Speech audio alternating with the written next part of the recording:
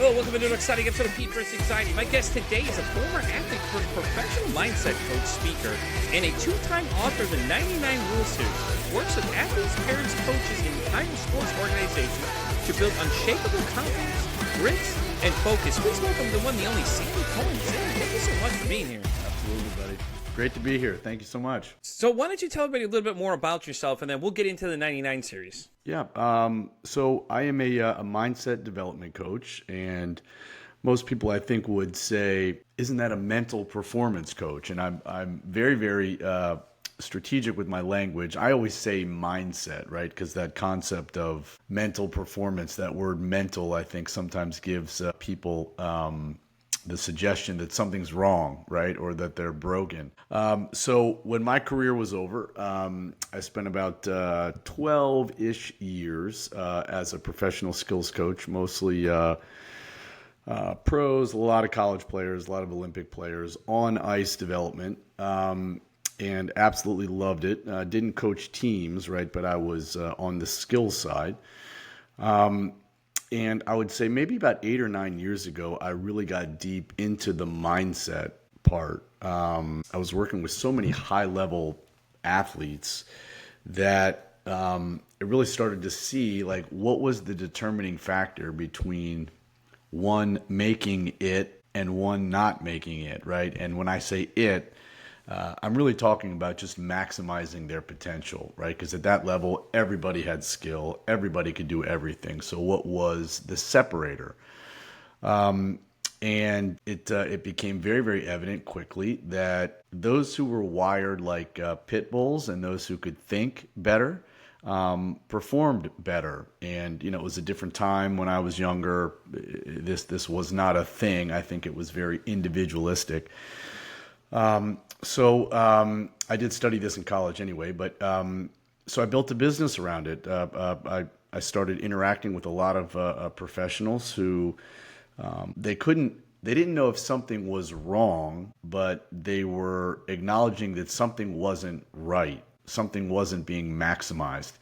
And fast forward here 8-ish years, I mean, just absolutely love it. And never look back. Can you name any people you've worked with? Just not trying to like put people's names out there. We're just kind of curious, I would say anybody I would know. Anybody I would know. Yeah. Well, you would definitely know, but from the privacy side, I would say some of them have rings. Some of them have won gold medals. Okay. Well, that's so cool, though, man. You get to interact with people because, we always wonder what the pro athlete's mindset is, like having to go in, all that pressure, all those people watching them, and like, as mad as everybody gets mad, like let's take, for example, the Ace Ventura movie, how they all got mad at the kicker because he missed the kick. It's like, but you don't understand them. Laces out. You know what I'm saying? You know what I'm saying, though? But you know what I'm saying? It's like, if you think about it, it's like the fact that he's under that much pressure and you're mad at him because he missed it. But if everybody else in that would have been put in that situation, they wouldn't be able to handle the pressure. Like, you got all those people looking at you. Game's on the line, man. You got to be focused, to go out there to hit these things, And it's like, we as sports fans, we don't understand the other side of the coin, is that sometimes these guys deal with a lot of things, like they're in the limelight all the time. They have no privacy. Anything they do is just blown up beyond proportion. Like, the Adrian Peterson thing where he was disciplining his kid or whatever, that got blown up out. You know what I'm saying? It's so interesting to see, and then people like yourself that work with these kind of guys, you get to see these different things. Even Olympic athletes have to be an interesting person too, because all the pressure, them representing the country and things like that, they're going there, all the time they spent doing all that stuff, and you're not even doing that. You're working with the youth too, which is great, because if we start them young in the right mindset, it'll be better for them in the future. Yep. So I agree with that, obviously 1,000%. And they're just they're people too, right? And to kind of humanize it, they battle all of the same things that all of us battle, right? So when I say mindset, what I'm talking about is the 7 pillars of it, which would be belief, attitude and grit, focus, emotional control, discipline, self-awareness. So what really separates kind of the high performers really in anything is their ability to control and manage those 7 pillars.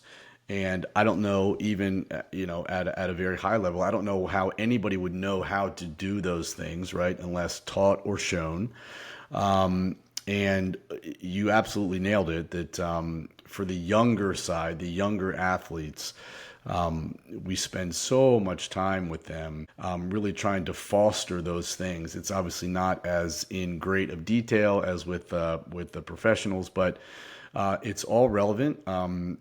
I look at mindset really like the foundation of the building, that I don't care what you're trying to stack on top of it, right? Other skills or whatever it is. If that foundation is not strong, how you handle adversity, how you navigate through focus, how you can't control your emotions or you're controlled by your emotions. Pro athletes, everybody goes through all of those same things. So, focus is a huge one. That really is kind of the foundation of the mindset piece. It's the ability to focus, what that does mean, what that doesn't mean, and really kind of going from there. And obviously all the touch points, confidence, belief, but any pro athlete that says that they are not nervous for the spotlight, it might manifest in different ways, or they might recognize the feeling not as nerves, but maybe just as an event yet to happen, right? So an unchecked emotion. They experience all those things. Those things are totally, totally normal. Performance anxiety is alive and well at all levels. Everybody goes through that. The difference is, what do you do once that hits? And are we kind of fueling the fire, or are we kind of moving in a different direction? And that really is what separates kind of the elite best of the best from everybody else. Yeah. Yeah, yeah, especially some of these younger guys. Like, take, for example, Sidney Crosby. He started so young playing in the league, and he plays hockey. If anybody doesn't know anything about hockey, man, let me tell you, the game goes so fast, though, for people. It's like things are changing constantly. Emotions are always high, and you take the Todd Bertuzzi thing where he ended up losing his cool and ended up hitting the guy with a stick. That kind of stuff is not a good representation. I know that it kind of gave it a bad name for a little bit, but it's really not like that. It's a great sport to watch. Like, these guys are in the constant move, constant battle, very physical. Like football is physical, but these guys are physical too. I'd have to argue they're right up there with football physicality, though, because these guys are constantly hitting each other, pushing each other, and all the different things, and the pressure, the shots. There's so much going on. It's sometimes it's just madness, but it's great. I love it, though. I was telling Sandy before we start recording, I'm a huge Philadelphia Flyers fan. I've been since a kid, and hockey has been a huge part of my life ever, man. I grew up in the 90s, so I had like Jeremy Roenick, Chris Chelios, a lot of these bigger names a lot of people would recognize, Wayne Gretzky, Mario Lemieux. I got to see all these guys play, though, and it was always great because me and my brother was a Red Wings fan, so we and him would always battle it out. So, always had Yzerman versus Lindros, and obviously Yzerman is blowing Lindros out the water speed-wise because he was the fastest person on the ice, but it goes for any sport, really. Think about it, man. The pressure these guys go under, those guys, especially basketball players, you're at the line, you got to make this free throw, the game's on the line kind of thing. Like, the thoughts are going through these guys' heads, and at the same time, like you said, they're real people. These are real people we're looking at.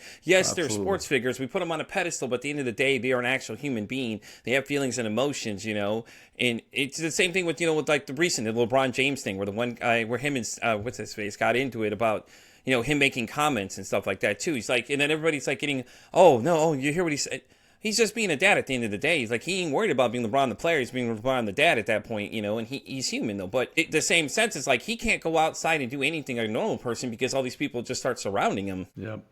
You mentioned Eric Lindros. He's obviously a terrific player. He was, it's one of the quintessential, though, issues that he had to learn early in his career, how to act with emotion, not because of it, right? He's such an amped up guy, such a talent, such a physical kind of freak of nature, that a lot of the younger athletes have a challenge with not being kind of motivated by emotion, right? So kind of using the emotion to act, and that is something that has to be taught in any high performing situation. But that's certainly in sports. That's a humongous issue. So let's talk about the 99 rules. So how did this even come up? Was this an idea you originally came up with, or is this? So what was that moment though when you really thought about it? You mentioned part of it, obviously, a nod to hockey, so that's why there are 99 rules, Wayne Gretzky. But so what I tried to do, just kind of over the course of my career is I started doing a lot of speaking. Love that. Whether it's, pro locker rooms or just, big events, thousands of people, whatever. What really kind of became apparent is that all athletes struggle and are challenged with pretty much the same things, right? There's different degrees, different levels of it, but all the main issues are kind of the same. So I wanted to create something that was probably first and foremost like a book that I would have wanted to read when I was a kid. I wasn't a huge reader, but something that was kind of quick, fast, motivational. There were some really, really good nuggets in there. And so I came up with this concept of starting to write down rules.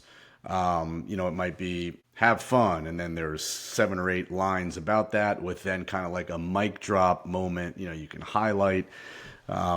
And it really kind of grew and grew and grew. And all of a sudden I started seeing I had like hundreds of these rules. So I really kind of spent some time and tried to create something that athletes at any level could take with them. You can put it in your bag, you can open up to any page, and there's definitely a flow to the book, but you can open up to any page and get some information, get some inspiration, get some clarity.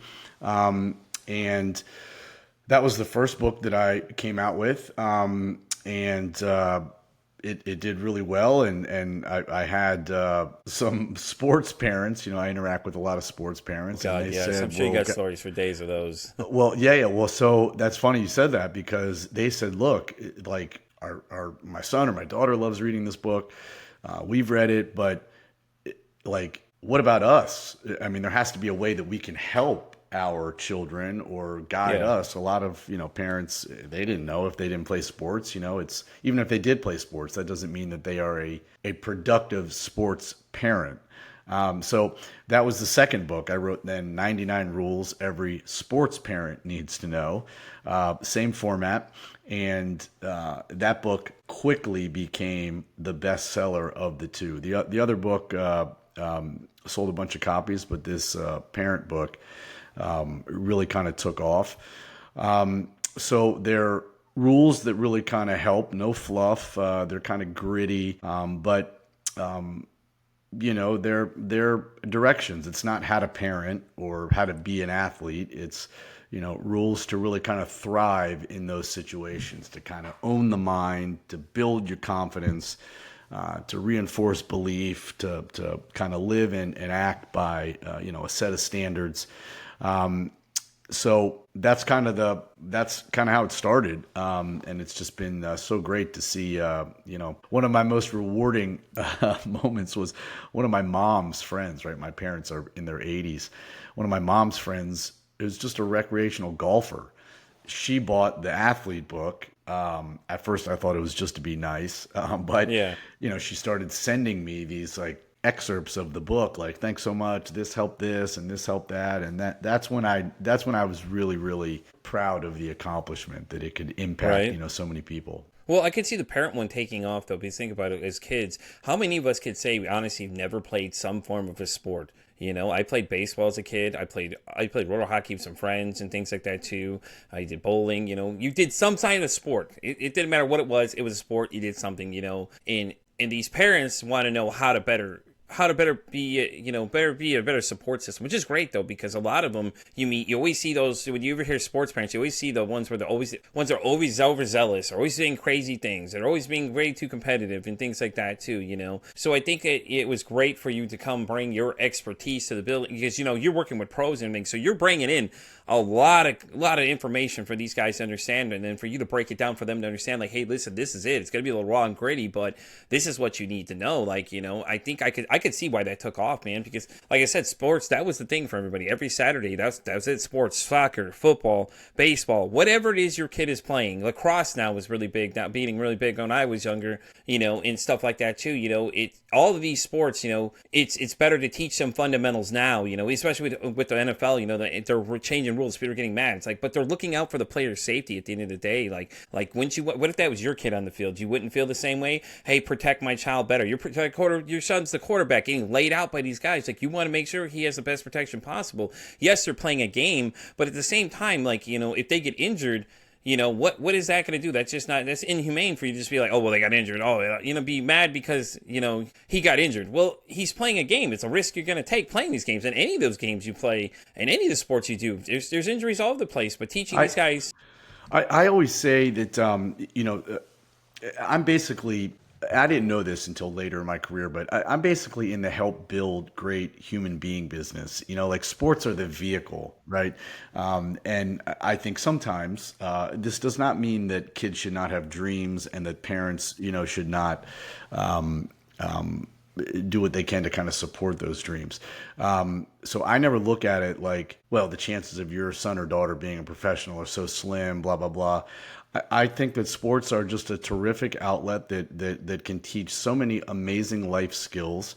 And the biggest disconnect that I see, well-intended parents who obviously want what's best for their kid. We all want that, right? We want our kids to have a better, easier life than we did. But that doesn't mean that they don't need to learn how to fail. Failure is okay. Failure is a part of the process. We don't need to kind of block every bruise, And I think the big lesson is we don't want them to fall, but the falling is okay. It's teaching them how to get back up, which is the most important. So, we aren't defined by our kids' athletic performance. I think that's a big, big reminder. And I think kids ultimately want parents. They don't want another coach in the car ride home. I know it's very, very challenging. At the end of the day, I think the legacy, once the jersey gets put up, in the closet, eventually sports end. I don't care who you are. And what's left. And I always wanted to try and be in a position to help those athletes and certainly those parents to make sure that whatever environment their child walks into 20 years from now, a boardroom, an ER, or it could be a sports locker room, that they have the foundational skills to reinforce their belief that they know how to focus, they know how to regulate their emotions, they know how to have discipline. So that's why I think the book resonated so much with parents. And you're right, it is such a competitive world now. And there certainly are some overzealous even those dance parents. moms, man. There's some crazy ass dance moms out there. We've all seen that show, Dance Moms. I know y'all get a lie and say you never watched it, but we've all peeked at. Want to know what's funny? I'll tell you what's funny. It's funny that you mentioned that. One of my really, really good friends. He has a podcast also. He's an ex Green Beret, and he lost his legs in one of the wars. This guy's tough as nails. He has two kids, and one of his kids plays hockey. His son, and his younger kid, his daughter, she's a dancer. And this guy is like all tatted up. I mean, he's so tough. He's an amazing guy. And we had this discussion. I asked him, who's more intense? Is it the hockey parents or the dance parents? And he was like, hands down, it's the dance parents. That like when he goes to a dance competition, he's like, I'm not shocked. Yeah, he's like off in the distance, right? Because those moms are intense. Well, I believe it too. Listen, I can't remember the one lady, the lady named Abby. They always focus. My wife watches it sometimes, but you watch how nasty this woman is just to people and these little kids, and she's so degrading, But that's great though that you work with coaches too, because I think coaches have a lot more influence on people than Absolutely. a lot of people realize. You know what I mean? Like a lot of times, that's that inspirational moment of what they can teach these kids.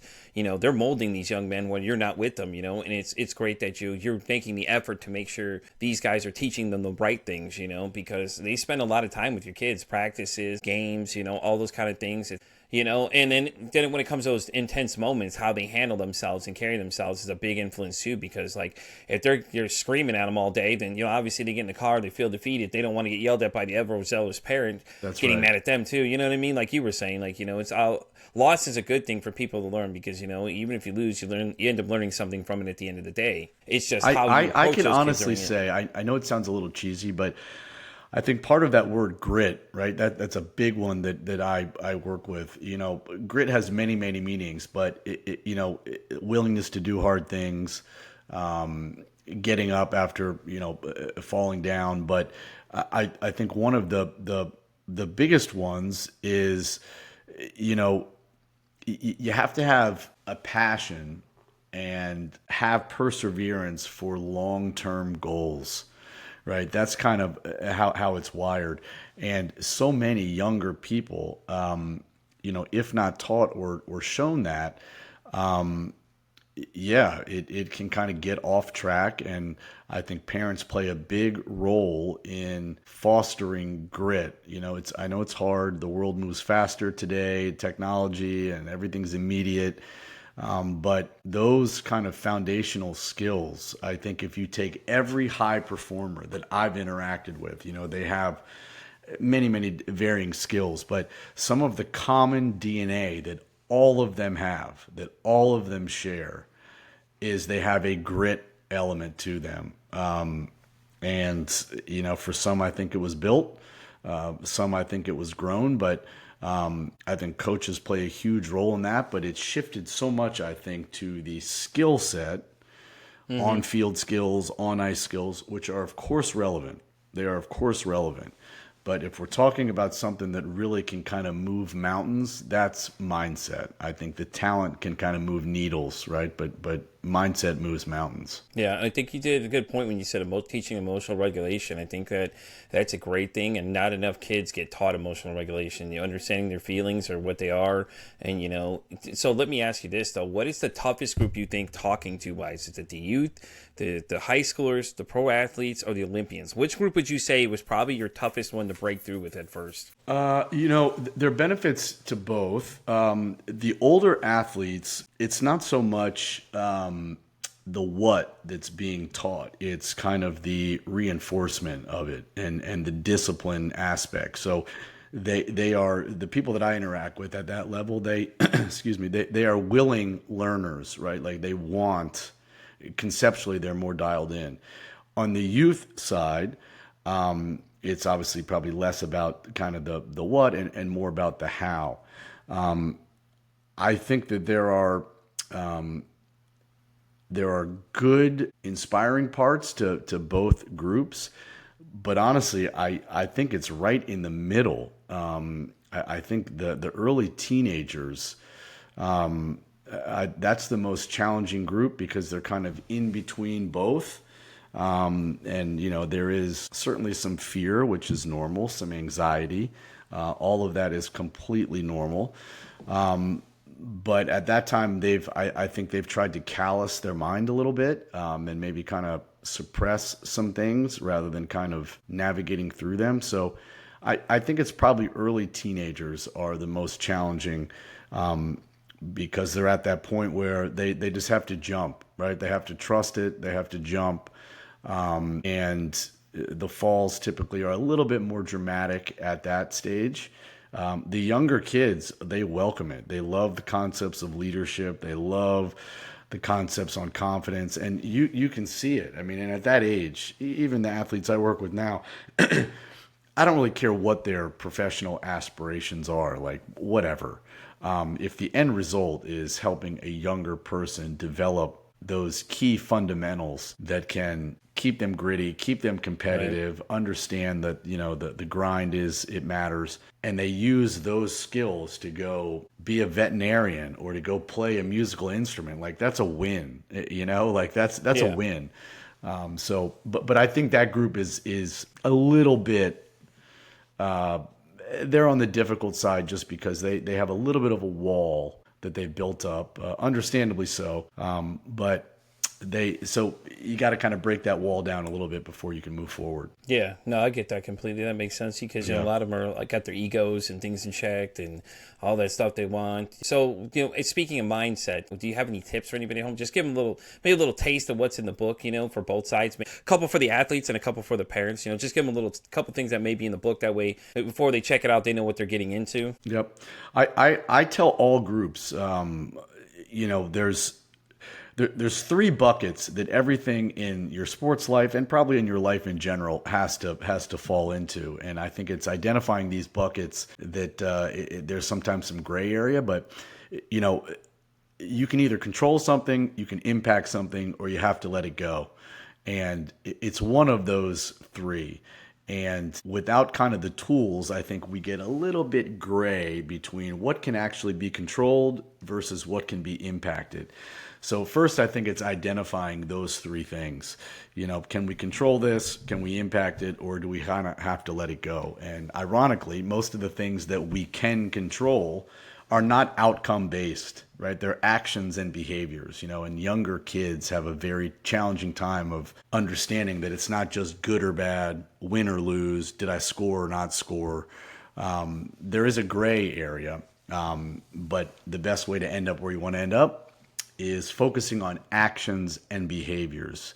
So those two, and then probably the most important, which I think anybody can take with them, is this concept of focus. And I think that's probably one of the most misunderstood words for everybody. Focus does not mean blocking out. Focus means locking in. So many of us, we're humans, we spend a lot of time thinking about things that haven't happened, that might never happen. So a lot of our kind of internal thought is, okay, don't be nervous. Don't do this, don't do that. But it's like that age-old thing that if I said to you, don't think of an elephant, like you're thinking of an elephant. That's exactly how the brain works. So rather than the don't do's, our brain wants the to do's. So Yeah. on the concept of focus, I think the easiest reframe that anybody can take with them is when the mind starts to get a little crazy, a little dicey, asking yourself, now what? Now what? Right now has to be the most important moment. And bringing yourself back to right here, right now doesn't resolve everything, but that certainly is the first step that I think can kind of get control of the mind a little bit. So I would say those are the first three. And the first rule in the player book, the athlete book, is have fun. It sounds redundant, Yeah, but definitely. the people who actually resonate with that the most are the professional athletes. You'd think it would be the younger kids that are like, oh yeah, have fun. The people who resonate with that rule the most are the professional athletes. They're like, oh my gosh, that's right. Like, if it's not fun, like what's the grind for, right? That doesn't mean that there's not going to be challenges or there won't be blah, blah, blah. But that concept of enjoying and remembering why you're doing it, that's a humongous one. That is where happiness and achievement starts, is that concept of having fun. It doesn't mean that we don't always do things that we love, but remembering why we're doing them is huge. Yeah. No, I agree. I think that's a great one. Because we always like those real excitable athletes. They're always on, doing all the big little dances and everything. That's what we love. Love watching them when they're having a good time because, we're having a good time because they're doing those, So I think it's really great, man. I think what you're doing is great. I think that you taking your experience is what really will relate to people too, is because usually that first question when the younger guys are like, "What do you know?" Well, let me start laying my resume on for you. You got 20 minutes and a Coke. You better sit down, enjoy this one, and start listing for them all these things, and their eyes will just light up. What? Kind of thing. And so I did want to ask you though about your mental edge hockey. I see your shirt. I've been staring at this whole time. So you want to elaborate a little more what that is for us? Yeah. So when my business really kind of took off on the one-on-one side, on the mindset piece, exclusively was working with hockey players, and to some degree, that's a humongous part of my business. So the business is called Mental Edge Hockey, and we specialize in helping hockey players maximize their potential. So that doesn't mean that pro or bust or whatever, but our whole thing is, we want to help you maximize your potential. Whatever that is getting you to a place where you are in the best possible situation. So from that, we do a lot of one-on-one coaching, a lot of teamwork, a lot of speaking, events, courses. And maybe 3 years ago, I really started branching it out. For so long, I was getting so many calls from parents or players. I'm in a different sport. My background is hockey, obviously. And I really I didn't push back on it, but I know that I'm in a specialized business. So I was hesitant to kind of open it up to other sports. But we have, and I'm so happy we did. We work with so many athletes, but Mental Edge Hockey is kind of where this whole thing started, mentaledgehockey.com. Most of the other work that I do is kind of on the branded side, so it's sandycohen.com, and there's stuff there for events and speaking and coaching. But it started with Mental Edge Hockey. Yeah, I could see that though. A hockey guy, you're a hockey fan.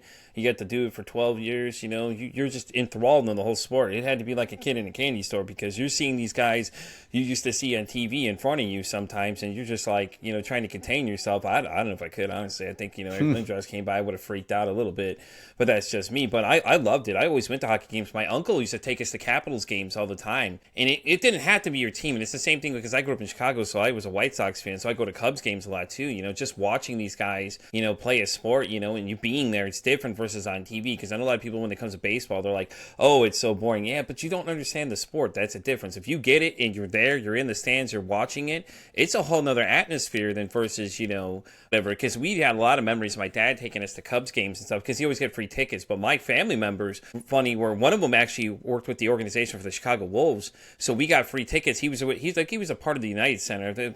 He had got tickets all the time for us, and did a bunch of work with them and things like that too. So we got to see all these different kind of sports. Arena football when it was big, we got tickets to those kind of games too. So we had to go see the Chicago Rush when they were still playing. The Bulls we got to go see every so often. We got to go get tickets to go see them. So sports have always been a big thing in my life. My dad was a big Toronto Blue Jays fan, especially back in the 90, 91 when they went back to back. Things like that too. He was actually from Canada, so maybe that's where I got my hockey sense from. But I loved hockey ever since I seen the game. I loved it. I watched all of them. Bobby Hall was a big one to watch. I had to go back and watch old clips of him play, we, like I said, I got spoiled because I got to see Gretzky, like that. A lot of people can't say that. I got Michael Jordan, Gretzky. I had all these big name, larger than life people, that you got to see that all these people talk about now, like they all these records and things like that. Ovechkin just took Gretzky's record, and I remember he was still young too playing. You get to watch him early on and watch him develop and stuff like that too.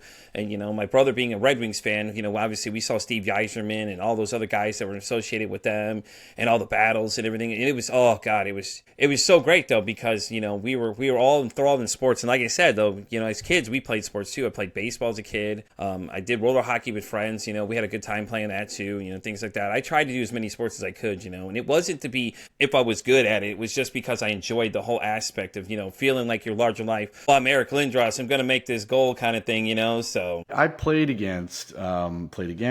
with, now coached, so many pros. A lot of my friends. Speaking of played against, Sandy, who have you played against? Anybody we might know? Oh, of course. Time to brag a little bit here. It's okay. You can brag a little bit on us. No, Marty St. Louis I played against. Played against Mike That's Greer, so cool. Eric Boganecki. There's That's so cool, man. Many. So what position did you play, though? I was a center. Okay. So I was a forward. But even in high school, I went to high school in prep school up in New England, and saw a lot of played against and with a lot of guys, that went on to have great careers. One of my very, very good childhood friends. Played in the league for about 15 years. He's now an assistant coach with the team. He's won a couple of Stanley Cups. What? Yeah, that's so cool. It's awesome. It's awesome, and I agree with you on the sports side. I've always loved sports. I played many sports, and I think that's such a critical thing now that I wish was happening more. And I see both sides of it, but when I see these younger athletes kind of trying to specialize, or families pushing them to specialize in a certain sport at like the age of 10, I think the most important thing is to be a good athlete first and foremost. Be athletic. Be involved in a lot of team scenarios where maybe you are the star over here, maybe you're not the star over there, but to be athletic, to learn how to be a competitor. I think we've lost that a little bit. Mm-hmm. So that's why I think sports are so important, because it teaches people how to be a competitor, how to be disciplined, how to kind of believe in yourself, how to handle adversity, how to grind. And I think winning matters. I really do. I've never been shy about saying that. I don't think that it's everything, but I think that it matters. And certainly on the higher performing side, the higher performers, they're typically the better thinkers, and the better thinkers are typically the higher performers. Yeah, for sure. And that really is, I think, the separator. So for me, that's why this is so rewarding, because it's to try and have impact on so many people, just to really kind of make them better humans. At the end of the day.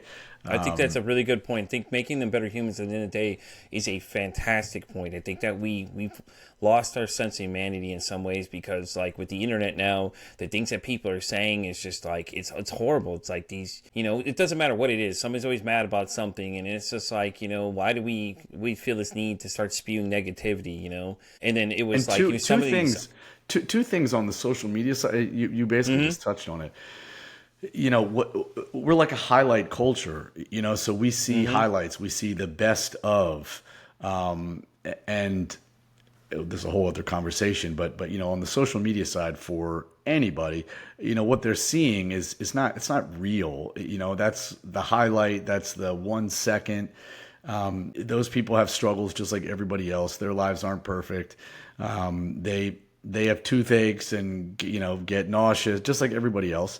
But what I think younger people need to know is that, like, what they're seeing is like the tip of the iceberg, right? They're not seeing the grind underneath, and the grind underneath is the only reason why that tip of the iceberg is so tall. Yeah, true. So learning that, knowing that, that's why I always kind of focus on this concept of being a competitor, waking up, being hurt, being injured. Some of the greatest shows, I'm addicted to this show on Netflix right now called Quarterback, which is so good. But, you nailed it, that what you see on Sundays is that's like 2% of the story. What you don't see is these guys broken ribs, and they're in the film room studying, and they're hurt, they're injured, they're getting nervous. They're just people. The conversations they have on the sidelines, they're just like normal people. So I think to kind of normalize that a little bit, really kind of puts in perspective what separates the best of the best from the rest. And yes, they are athletic freaks. They've worked very, very hard to get there. Yeah. Oh, yeah. See, I think that's the part people miss out on, is that they work hard to get there. That's right. People think that there's an overnight pill to fix everything, or there's all these, because all these fitness guys come on and start telling you all these things, start demonizing things, and it's just like, it's scary with the internet.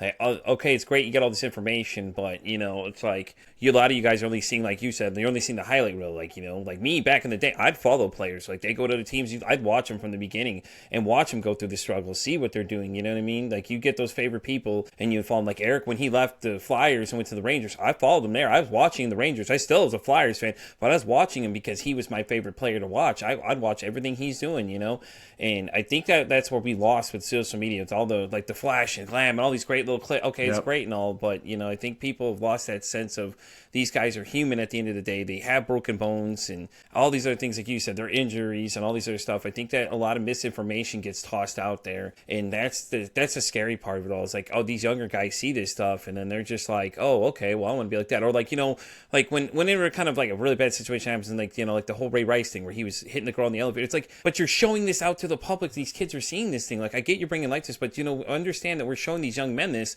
and they're thinking, okay, well, I got money, so I can do this thing too. Or you don't want them to adopt that mindset to think that just because you have all this fame and money, you could just do whatever you want, kind of thing. And that's a constant battle I'm sure you're having too. Is a lot of misinformation out there comes out, and then you're like, no, listen, I got to tell you, that's not real. That's all just for the whole excitement feel. That's a clickbait kind of thing.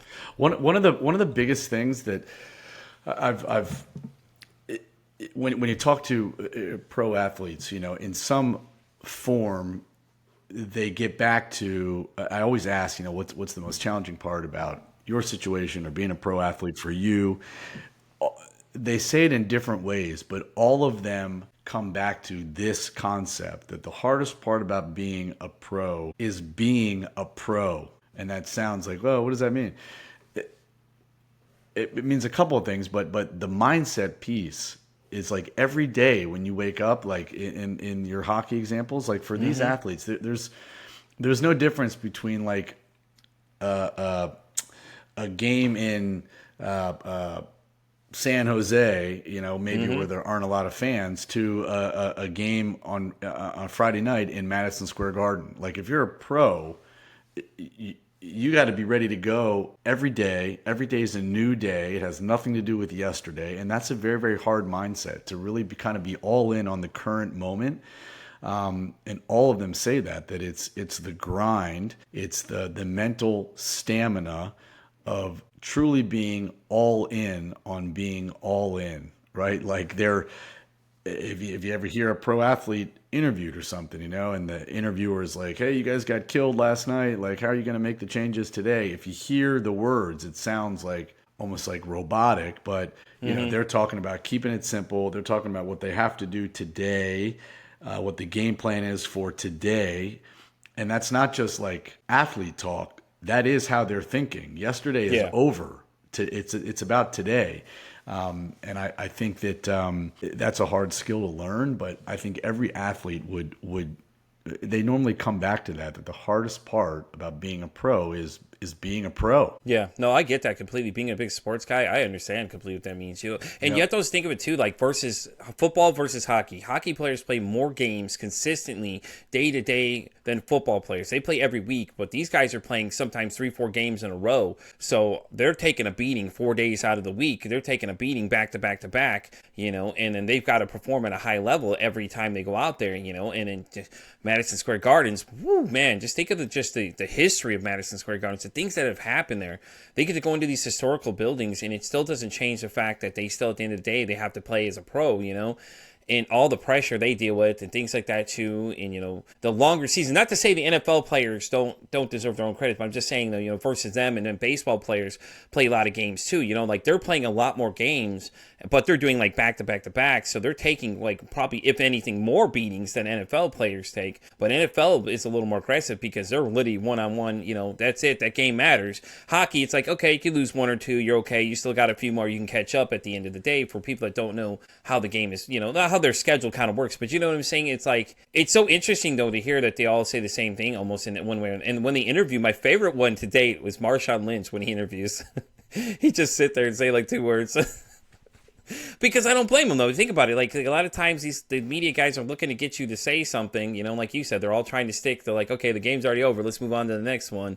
They want to talk about everything that happened. And Marshawn just sat there like a stone wall and was just saying nothing to him, wouldn't give him anything. And I was just like, people got mad at him, but at the same time, it's like, he had the right mindset. He's like, okay, the game's already over. Let's move on to the next thing. We don't got to keep dwelling about the past. Okay, well, it was a bad game. All right, bad games happen, and things like that too. And I think, like, when you play like video games and stuff, that's a lot of times, some of us get amped up. You got to remind yourself, listen, man, you can't be the greatest all the time. This isn't like Call of Duty. The one person that matters on the team, there's a whole team involved in it, anything you play, and it's all the same thing, really. Like at the end of the day, basically, it's all kind of like the same thing. When, what my thought was originally was, like, how you were mentioning that you got to be a pro, you got to play like a pro all the time. Makes sense though to me, because I'm a big sports guy though, basically, and you can apply it to anything of those things, video games and all the other kind of stuff like that too, and all the other great stuff. So it's just that concept of being a competitor, and learning how to do that. I think what really kind of separates,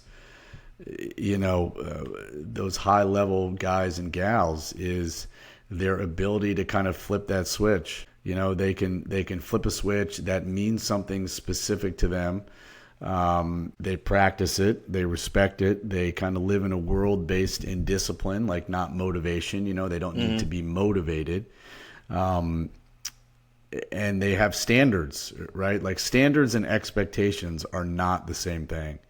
Best of the best, those people deal in standards.